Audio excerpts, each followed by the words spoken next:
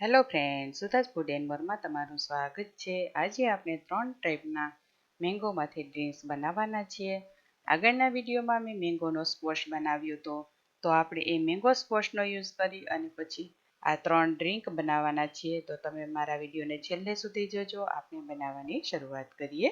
તો પહેલાં આપણે મેંગો લસ્સી બનાવીશું. એના માટે મેં નીચે એક આવો બાઉલ લઈ લીધો છે. એની ઉપર આપણે ગળણી રાખી દઈશું. હવે આપણે 1 કપ જેટલું દહીં લઈ લઈશું. દહીં મોડું જ લેવાનું છે અને આવી રીતના ઘટ હોય એવું લેવાનું છે. આ દહીં પણ મેં ઘરે જ જમાવ્યું છે અને એનો વિડીયો પણ મારી ચેનલ ઉપર છે. લિંક હું ડિસ્ક્રિપ્શન બોક્સમાં આપી દઈશ, તમે જોઈ શકશો. આપણે આવી રીતના ગાળી લઈશું, કેમ કે આવી રીતના ગાળવું ખૂબ જરૂરી છે. જો આપણે બ્લેન્ડ કરીશું કે મિક્સરમાં કરીશું તો વધારે સોફ્ટ થઈ જશે. આવી રીતના કરવાથી ઘટ રહેશે, પણ તમે મિક્સરમાં પણ કરી શકો. હવે તમે જોઈ શકો છો કે આપણું દહીં સરસ ગળાઈ ગયું છે. આને તમે બીટરથી પણ કરી શકો અને આવી રીતના પણ કરી શકો, પણ આ એકદમ સરસ પરફેક્ટ દહીં તૈયાર થશે. હવે આપણે 1 કપ દહીંની સામે 2 કપ મેંગો સ્ક્વોશ લઈશું. જે આગળના વિડીયોમાં મેં આ રીતના મેંગો સ્ક્વોશ કેવી રીતના બનાવવો એ બતાવ્યું છે અને એની લિંક પણ હું તમને ડિસ્ક્રિપ્શન બોક્સમાં આપી દઈશ, તો તમે એમાંથી જોઈ શકશો. હવે આને સરસ રીતે આપણે મિક્સ કરી દઈશું. હવે આપણે આઈસ ક્યુબ એડ કરી અને સરસ રીતે મિક્સ કરી દઈએ. આજે હું સિમ્પલ મેંગો લસ્સી બનાવું છું, એટલે મેં કશું જ એડ નથી કર્યું. તમે આમાં ટુકડા કરીને ડ્રાય ફ્રૂટ્સ અને મેંગોના પીસીસ પણ એડ કરી શકો, પણ બે જ વસ્તુથી એકદમ પરફેક્ટ આપણી મેંગો લસ્સી તૈયાર થઈ જશે. હવે આપણી મેંગો લસ્સી તૈયાર થઈ ગઈ, એને આપણે સાઈડમાં રાખી દીધી છે અને આપણે ફ્રૂટી બનાવીશું. ફ્રૂટી પણ એકદમ સિમ્પલ છે. આમાં પણ આપણે કશું જ એડ નથી કરવાનું. આપણે જે આગળના વિડીયોમાં મેંગો સ્ક્વોશ બનાવ્યો છે એ લઈ લઈશું, આઈસ ક્યુબ લઈ લઈશું અને એકદમ ચિલ્ડ વોટર એડ કરી દઈશું. આ રેસીપી ખૂબ જ ઇઝી છે.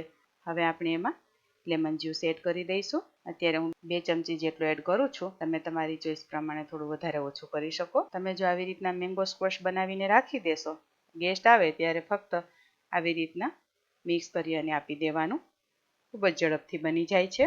મેંગો સ્ક્વોશ અને પાણી મિક્સ થઈ જાય એટલું આપણે મિક્સ કરીશું. તમે આમાં બ્લેન્ડર પણ ફેરવી શકો. તમે બિલીવ નહીં કરો, પણ બહારની ફ્રૂટી આવે છે એના કરતાં પણ વધારે ટેસ્ટી લાગશે અને ઘરે બનાવ્યું છે એટલે હેલ્ધી તો રહેવાનું જ છે. હવે આપણે મેંગો ફ્રૂટી સાઈડમાં રાખી દીધી છે. હવે આપણે આઈસ ટી બનાવવાના છીએ. એના માટે ચાનું પાણી બનાવી લઈશું. તો અહીંયા મેં 1 કપ જેટલું પાણી મૂક્યું છે. પાણી થોડું ગરમ થાય એટલે આપણે એમાં ચાય પત્તી એડ કરી દઈએ. અહીંયા મેં અડધી ચમચી જેટલી ચાય પત્તી એડ કરી છે. વધારે નથી એડ કરવાની, નહીં તો કડવાશ આવી જાય. હવે એકદમ સરસ ઉકળી ગયું છે. આટલું ઉકળે એટલે આપણે ગેસ બંધ કરી દઈશું અને આમ જ એને ઠંડુ પડવા દઈશું. આ એકદમ રૂમ ટેમ્પરેચર ઉપર આવવું ખૂબ જરૂરી છે. હવે તમે જોઈ શકો છો કે આ ચાનું પાણી છે એકદમ ઠંડુ પડી ગયું છે. આપણે એને એક તપેલીમાં ગાળી લઈએ. ગમે ત્યારે તમને ચા પીવાની ઈચ્છા થાય ત્યારે પણ તમે આને બનાવીને પી શકો. મોર્નિંગમાં પણ ખૂબ સારું રહેશે. હવે આપણે ફુદીનાના પાન આવી રીતના હાથથી ને તોડીને નાખીશું. આને ક્રશ નહીં કરીએ કે સમારશું પણ નહીં. હવે આપણે 1 લીંબુનો રસ એડ કરીશું, અથવા તો તમે 2 થી 3 ચમચી જેટલો લઈ શકો. હવે આપણે આઈસ ક્યુબ એડ કરીશું. આ ચીલ્ડ હોવું ખૂબ જ જરૂરી છે, એટલે આપણે આઈસ ક્યુબ વધારે જ લેવાના. હવે આપણે ચિલ્ડ વોટર એડ કરીશું. અહીંયા 1 લીટર જેટલું પાણી એડ કરી દેવાનું છે. આ આઈસ ટી ખૂબ જ હેલ્ધી બનવાની છે. બહારની પેકેટ્સની લાવો એમાં પ્રિઝર્વેટિવ ને બધું હોય છે. આપણે આવી રીતના બનાવીશું તો હેલ્ધી અને ઘરે આરામથી જ્યારે ઈચ્છા થાય ત્યારે બનાવી શકીશું. હવે આપણે મેંગો સ્ક્વોશ એડ કરીશું, તો એ આપણે અડધો કપ જેટલો લઈશું. હવે આને આપણે સારી રીતે મિક્સ કરી લઈએ. આને તમે બીટરથી કે ચમચાથી જ મિક્સ કરી શકો. આમાં તમે બ્લેન્ડર નહીં મારી શકો, કેમ કે ફુદીનાની પત્તી છે પીસાઈ જશે તો ટેસ્ટ અલગ આવશે.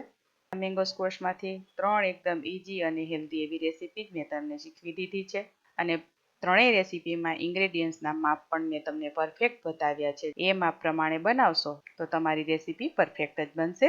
તમે આમાં મેંગોના પીસીસ પણ એડ કરી શકો અને લેમનની સ્લાઇસ પણ એડ કરી શકો. તમારી ચોઈસ છે, પણ મેં અત્યારે પ્લેન જ બનાવી છે. હવે આપણી આ મેંગો આઈસ ટી પણ તૈયાર છે. તો આપણી ત્રણેય રેસીપી તૈયાર થઈ ગઈ છે. આપણે હવે એને સર્વ કરીશું. તો અહીંયા 3 રેસીપી માટે મેં 3 ગ્લાસ લઈ લીધા છે. તો હવે મેંગો લસ્સીને આવી રીતના હલાવી અને આપણે ગ્લાસમાં પોર કરી દઈએ અને એ ગ્લાસમાં પણ મેં આઈસ ક્યુબ એડ કર્યા છે. તો હવે આપણો મેંગો લસ્સીનો ગ્લાસ ભરાઈ ગયો છે. હવે આપણે ફ્રૂટી લઈ લઈએ. એમાં પણ મેં આઈસ ક્યુબ એડ કર્યા હતા. હવે આપણો ફ્રૂટીનો ગ્લાસ પણ તૈયાર છે. હવે આપણે ત્રીજા ગ્લાસમાં આઈસ ટી લઈ લઈએ.